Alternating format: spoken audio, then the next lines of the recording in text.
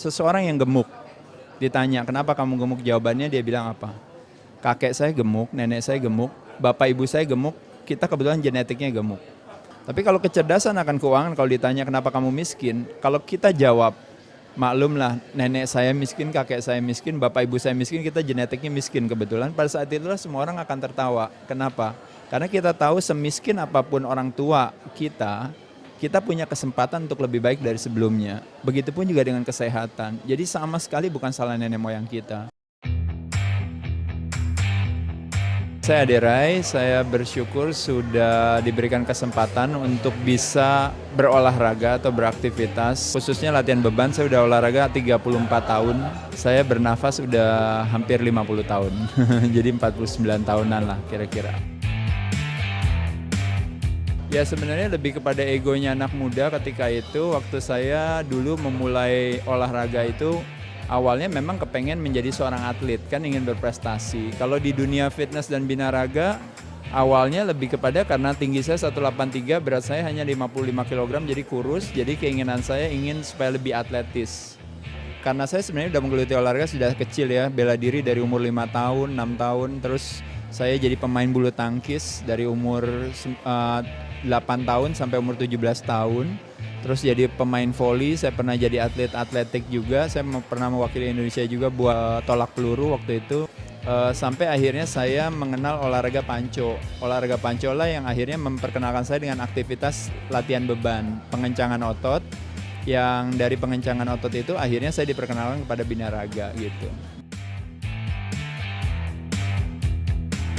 Figurnya banyak sekali ya, mungkin sama seperti Pak Andri Wongso, saya juga mau jadi Bruce Lee. Tapi ternyata pas latihan ya jadi lebih gede dikit dari Bruce Lee. Kebetulan karena di dunia fitness seperti Stallone dan Arnold, saya rasa itu juga panutan bagi semua orang.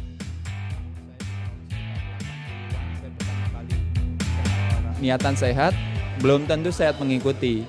Nah apalagi niatnya nggak sehat. Itu lebih parah lagi. 2 dari 3 pria di Indonesia merokok. Mereka tidak menyadari bahwa sebenarnya sama halnya dengan keuangan, sama halnya dengan kekayaan, kesehatan itu juga membutuhkan sebuah edukasi.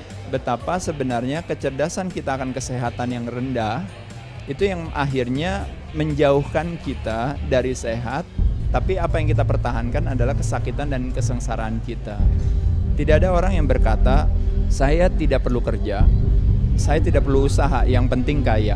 Tidak ada orang yang ngomong seperti itu. Tapi uniknya dalam dunia kesehatan, saking jongkoknya kecerdasan kita ditanya, kamu olahraga gak mas? Jawabannya tidak.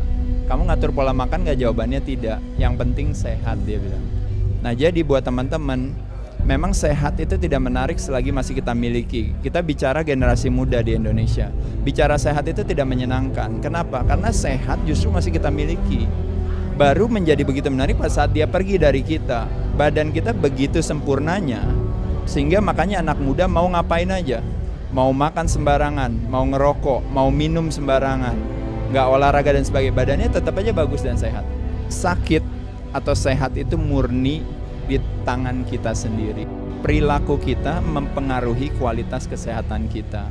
Sehat bukan yang utama, tapi tanpa sehat yang utama tidak bisa diraih. Sehat bukan tujuan, tapi sehat adalah sebuah syarat. Buat teman-teman sekalian, jadi kalau ditanya kira-kira apakah kalian berolahraga setiap hari? Jawabannya tentu tidak. Tapi kalau saya tanya apakah kalian sikat gigi setiap hari? Jawabannya tentu iya. Karena kita punya kecerdasan akan kebersihan yang tinggi. Bahwa saya tidak membutuhkan alasan cerdas untuk saya tidak sikat gigi, karena sikat gigi memberikan kontribusi, bukan signifikansi kepada orang lain. Jadi saya nggak butuh penghargaan atau pujian dari orang lain bahwa saya sudah sikat gigi. Tapi saya lakukan dengan senang hati karena saya memang mau bersih. Kalau sikat gigi, giginya yang senang. Maka kalau kita olahraga, siapa yang senang teman-teman sekalian? Jantungnya kita senang, peredaran darahnya kita senang, paru-parunya kita senang. Jangan melakukan sesuatu dengan susah hati, berkorban, terpaksa, tidak boleh. Kalau kita sampai harus merasakan olahraga sebagai sebuah pengorbanan, artinya apa yang harus kita lakukan? Merubah cara pandang kita. Saat itu kita akan bersyukur bahwa kita bisa menyenangkan diri kita, maka pada saat itu nanti kita akan bisa menyenangkan, bermanfaat bagi orang lain. Saya ucapkan terima kasih.